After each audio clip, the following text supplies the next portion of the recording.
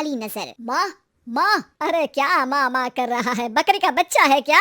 अरे माँ मजाक छोड़ो, मुझे फाइनली वो मेन चौराहे वाली दुकान मिल गई है। अब देखना आपका बेटा दुगनी स्पीड से पैसा कमाएगा। उफ़, ये क्या? मेरी ऑनलाइन मेकअप क्लास चल रही है, इतनी जोर से क्यों बोल रहे हो आप दोनों? अरे मेरी धर्म पत्नी जी, मेकअप क्लास बाद में करना, वो चौराहे वाली दुकान मिल गई है हमको। अरे वाह, रुको मैं अपनी माँ को फोन लगाकर बता देती हूँ। अरे मैं भी अपने रिश्तेदारों को बता देती हूँ, कितनी खुशी की बात है। हाँ हाँ, मैं भी अपने दोस्तों को बता देता हूँ, 1 हफ्ते बाद रजिस्ट्री है। बस घर में खुशी का मौका था। उन तीनों ने अपने अपने फोन उठाए और लोगों में बात फैलाना शुरू कर दिया। और रही सही कसर श्वेता बहू ने अपने पड़ोस में सबको बताकर कर दी। अरे वर्मा आंटी, अब हम भी जल्दी कार ले लेंगे, घर का रेनोवेशन होगा और ठाट से रहेंगे हम भी। अरे ऐसा क्या हुआ? लॉटरी बाटरी लग गई है क्या? अरे इस बार चौराहे वाली मॉल में हमको भी दुकान मिल गई है, दुकान नंबर 21, जो एकदम चौराहे पर है। अब ग्राहक बढ़ेंगे तो आमदनी भी बढ़ेगी ही ना। अरे वाह, कितनी खुशी की बात है। मैं बहुत खुश हूँ तुम्हें इतना खुश देख के।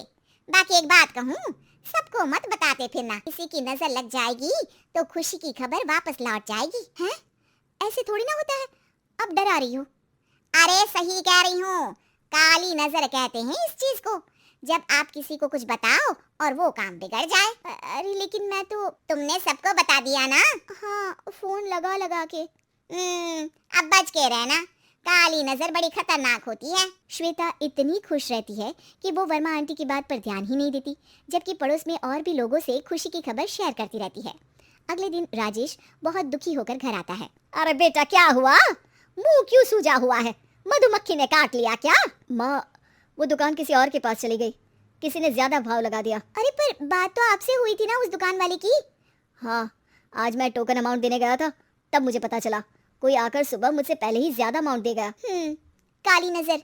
क्या कहा? वर्मा आंटी ने समझाया था कि किसी को बताना मत, वरना काली नजर लग जाएगी। अच्छा, तुम्हें उनकी बात मान लेनी चाहिए थी। उनकी बात मान लेती, लेकिन उसके पहले ही सबको बता चुके थे ना हम तीनों। अरे अगली बार से ध्यान रखेंगे, कोई भी नई चीज होगी तो किसी को नहीं बताएंगे। तीनों कुछ दिन ऐसे ही रहते हैं, पर एक दिन श्वेता को एक मेल आता है। राजेश, मेरा ऑनलाइन मेकअप कोर्स कंप्लीट हो गया, अब मैं खुद का पार्लर खोल सकती हूँ। अरे वाह, अपने मोहल्ले में ही खोलते हैं, ये जो घर के सामने दुकान है ना वहीं। हाँ, यहाँ सस्ती भी मिल जाएगी। अगले दिन श्वेता वर्मा आंटी के पास जाती है मिठाई का डब्बा लेकर। अरे आओ आओ, कैसे आना हुआ? जोर से नहीं बोलूंगी, वो सामने वाली दुकान है ना, वहाँ मैं अपनी पार्लर की दुकान खोलने वाली हूँ, उसकी मिठाई है।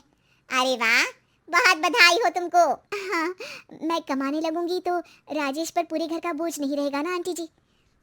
ये तो है, पर ये बता कि तूने ये बात किसी और को तो नहीं बताई ना? अरे नहीं नहीं, पिछली बार गलती कर दी थी, काली नजर लगी किसी की और राजेश के हाथ से वो दुकान चली गई थी। सबको मत बताना। चलो मैं चलती हूँ, कल दुकान की बात करने भी तो जाना है। अगले दिन श्वेता दुकान के लिए मालिक से बात करने जाती है। अरे लेकिन दुकान तो हम कल रात को ही किसी को दे चुके हैं। कल ही? हाँ कल ही, 2 दिन बाद कोई यहाँ पार्लर भी खोल लेगा, अब कहीं और दुकान देख लीजिए। अरे पर हमको भी तो पार्लर ही खोलना था। भैया एक ही दुकान है, आधी आधी तो नहीं दे सकता ना मैं। राजेश और श्वेता घर पर हताश होकर आ जाते हैं। इस बार तो किसी को बताया भी नहीं था, अब किसकी काली नजर लग सकती है? तुमने माँ को बताया था क्या? अरे कैसी बात कर रही हो, माँ की नजर थोड़ी ना लगेगी। पक्का तुमने किसी को नहीं बताया था ना? सिर्फ वर्मा आंटी को बताया था, उन्होंने ही मुझे किसी को नहीं बताने को कहा। अरे यार तुम भी सही हो, मेरी माँ को नहीं बताने को कह रही हो, पर वर्मा आंटी को बताना तुम्हें जरूरी लगा। अरे वर्मा आंटी ने ही तो काली नजर के बारे में बताया था ना, वो हमेशा हमारा भला ही तो चाहती है। मेरी माँ भी हमारा भला ही चाहती है। अरे पर चिल्ला क्यों रहे हो, बात नहीं कर सकते क्या आराम से?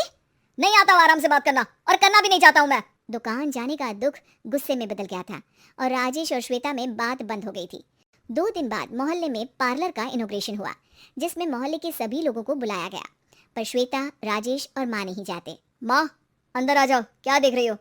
अरे नया पार्लर देख रही हूँ अपने आंगन से। देखो, माँ को दूसरे का सुख देखने में कितना मजा आ रहा है, मेरा दुख नहीं दिख रहा इन्हें। यहाँ मेरा पार्लर भी तो हो सकता था। अरे चुप रहो यार, हर बात में लड़ाई क्यों ढूंढ रही हो? राजेश और श्वेता फिर बहस करने लगते थे, तभी माँ ने दोनों को बाहर बुलाया। अरे जरा देखो तो, दुकान चलाने वाले का बोर्ड पर नाम क्या लिखा है? श्रुति वर्मा। गाड़ी निकाले बेटा, हमें कहीं जाना है। काली नजर का इलाज कराने। राजेश अपनी बाइक निकालता है, तीनों ट्रिपलिंग कर रहे हैं। माँ राजेश को उस मॉल वाली दुकान पर लेकर जाती है जहाँ राजेश अपनी दुकान खोलने वाला था। यही दुकान लेना चाहता था ना तू? हाँ, पर इनको भी दुखी करने लेकर आई हो क्या यहाँ पर दुकान दिखाकर? वहाँ काफी नहीं था? अरे श्वेता, थोड़ा सब्र रख, अभी पता चलेगा कि हम यहाँ क्यों आए हैं। बता, इस दुकान चलाने वाले का नाम क्या है? अनुपम वर्मा। कुछ समझ में आया? वो दुकान वाली श्रुति वर्मा, ये दुकान वाला अनुपम वर्मा, और हमारे पड़ोस में हमने उस दुकानों के बारे में बताया किसको था? वर्मा आंटी को। मतलब वर्मा आंटी ही हमारा काम बिगाड़ रही है? नहीं नहीं, ऐसा नहीं हो सकता, ये बस इत्तेफाक है। राजेश अपना फोन निकालता है और श्रुति वर्मा और अनुपम वर्मा के नाम फेसबुक पर सर्च करता है, जहां ये दोनों ही वर्मा आंटी के रिश्तेदार होते हैं। श्वेता को समझ में आ जाता है कि वर्मा आंटी की ही नजर काली नजर है। अब क्या करना है? कोई भी खुशी की खबर हो तो काली नजर से बचना है, यानी वर्मा आंटी से बचना है। अरे पर मुझे ये समझ में नहीं आया कि वो हमारे साथ ऐसा क्यों करेंगी।